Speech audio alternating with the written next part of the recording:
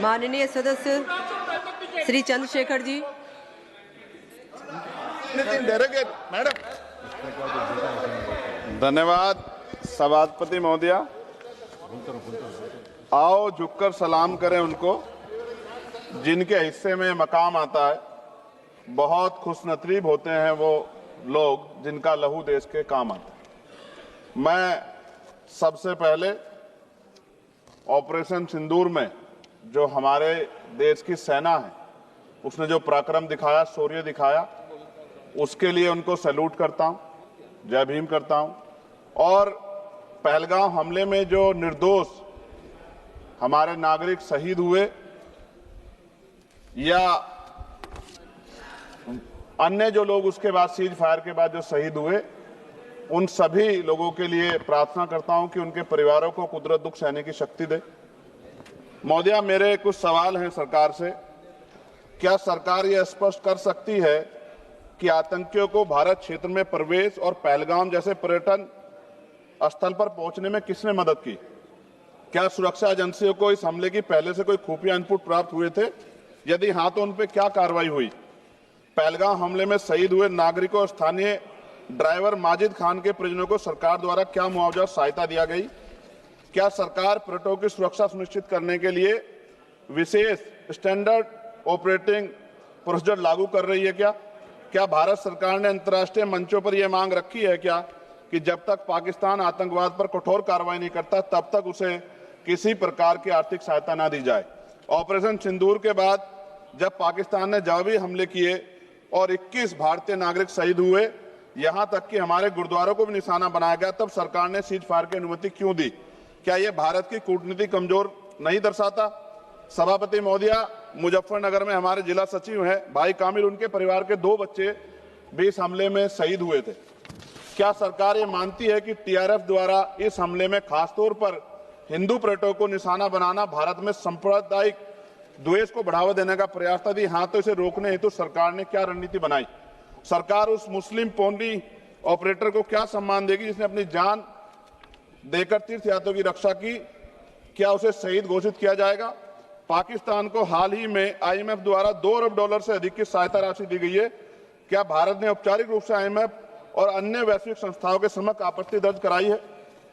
क्या सरकार ने जांचा है कि आईएमएफ या अन्य विदेशी मदद का कोई हिस्सा आतंकवादी गतिविधियों में उपयोग तो नहीं हो रहा है?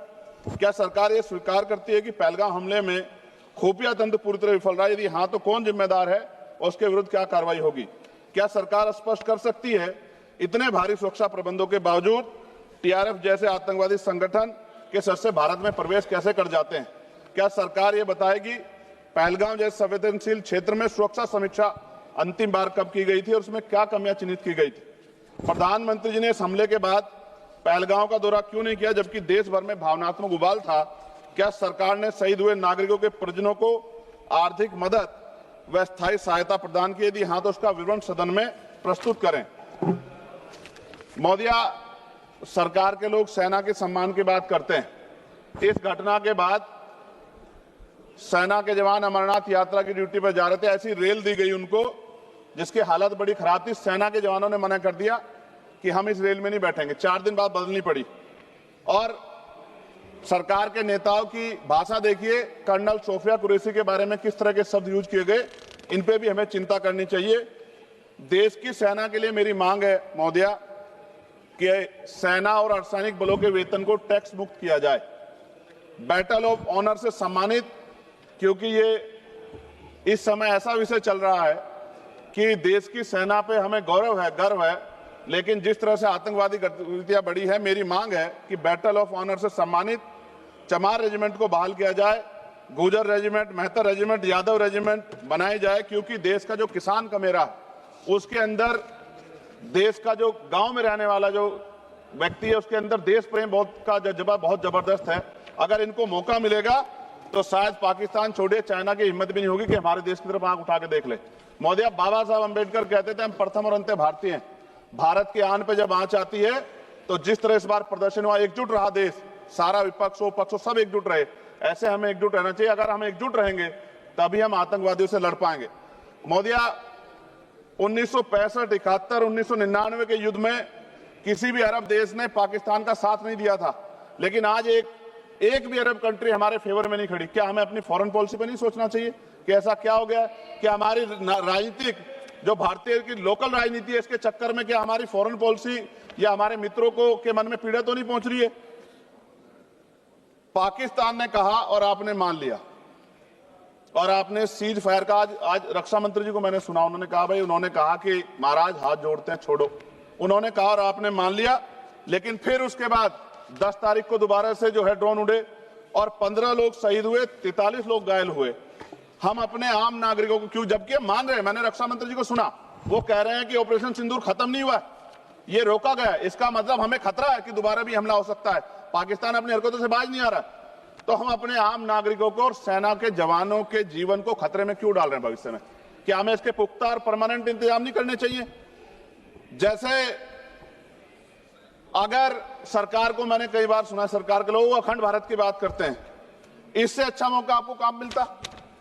पीओक्यू लेने के बाद हमारे उत्तर प्रदेश के मुख्यमंत्री बार बार कहते कि चुनाव में कह रहे थे 6 महीने के बाद पीओक्यू इधर होगा, अगर सरकार बन की, जनता ने तो मौका दे दिया, कहां है पीओक्यू? क्यों नहीं लेके आए इस बार आप लोग? तो पहली सीढ़ी तो इस बार ही चढ़ गए थे। जिस तरह से मीडिया ने माहौल बनाया था मोदिया, तो ऐसा लगा कि अगर देश की सेना ने जो हिम्मत जुटाई थी, सरकार मदद करती, तो माननीय नरेंद्र मोदी जी पाकिस्तान के भी प्राइम मिनिस्टर होते इसी बार, और फाइनेंस मिनिस्टर बैठी है हमारी, ये पाकिस्तान की फाइनेंस मिनिस्टर होती। इस तरह के हालात बने हुए थे और ऐसा मौका चूकना ही नहीं चाहिए था।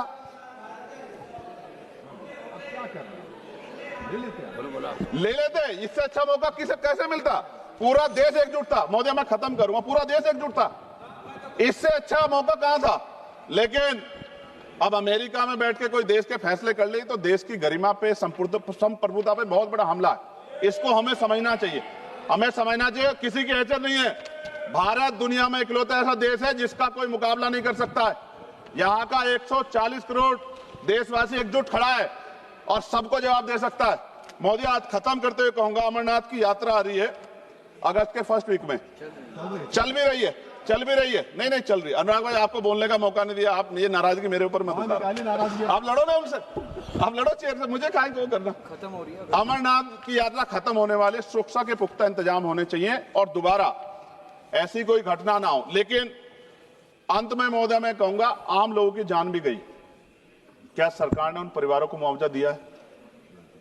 क्या उनके जीवन का कोई मूल्य नहीं? जिन्होंने अपने परिवार खोए, जिन्होंने अपना घर का बेटा, पति, घर का कमाने वाला खो दिया, उनका भी तो अधिकार बैठता है। सरकार ने क्या मुआवजा दिया, इस बात की जानकारी भी सरकार को पटल पर रखनी चाहिए, सामने रखनी चाहिए। और अंत में मैं धन्यवाद दूंगा भारतीय सेना को और भारत के का जो प्यार है कि पाकिस्तान और आतंकवादियों के भरसक प्रयास था कि यहां सांप्रदायिकता का माहौल बन जाए, लेकिन देशवासियों ने समझदारी दिखाई।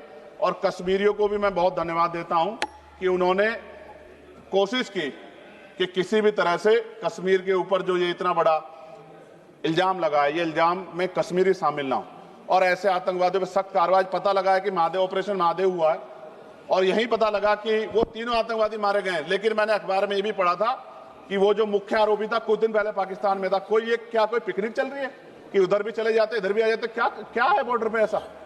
ये बताना चाहिए ना देश को। मैं आपका धन्यवाद करूंगा और भारत की महान सेना को मैं बधाई देता हूं, उनके लिए मंगल कामना करता हूं। जय